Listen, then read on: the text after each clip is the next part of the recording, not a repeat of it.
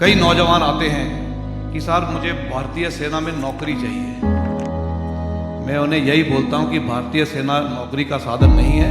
नौकरी लेनी है तो रेलवेज में जाइए, पीएनटी में जाइए और बहुत से जरिए हैं, अपना ओन बिजनेस खोल लीजिए। अगर भारतीय सेना में आना है तो कठिनाइयों का सामना करने के लिए आपको काबिल होना पड़ेगा, आपको मानसिक और शारीरिक रूप से काबिल होना पड़ेगा। हर एक जवान को ये सिखलाई दी जाती है कि आप जिस भी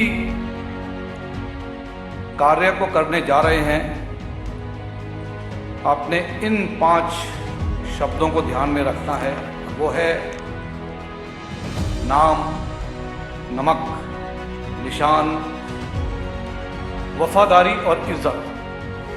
जनरल विपिन रावत का जन्म 16 मार्च 1958 को उत्तराखंड के पौड़ी शहर में हुआ था।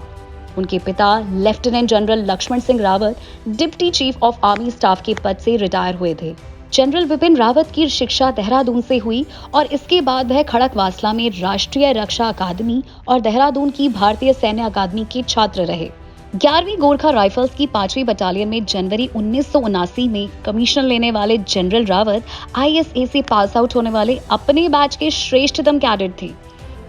However, all this thing, in my view, pales in comparison with what he did for JNK. That was his biggest contribution to change the narrative of counterinsurgency and counter-terrorist operation in JNK. Besides changing the pace and scope of the operations over there, I just mentioned that in the introductory remarks about Operation All Out.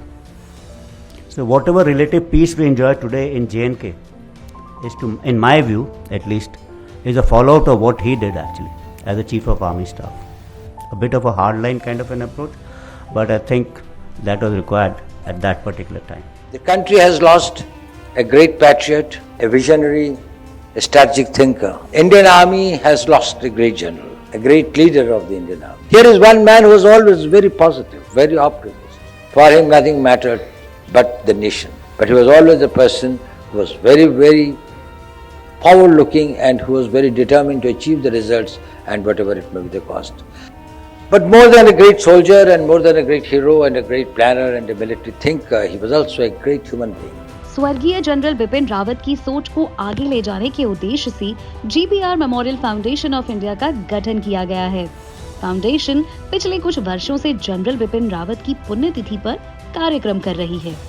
पिछले वर्ष भी 8 दिसंबर को general Rawat की पुण्यतिथि पर राष्ट्रीय सुरक्षा सलाहकार अजीत डोभाल, मौजूदा chief of defence staff general Anil Chauhan और GBR मेमोरियल के अध्यक्ष air chief marshal Rakesh Kumar Singh Bhadauria ने जनरल रावत को श्रद्धांजलि दी और संकल्प लिया कि GBR memorial foundation of India उनके दिखाए मार्ग पर चलता रहेगा।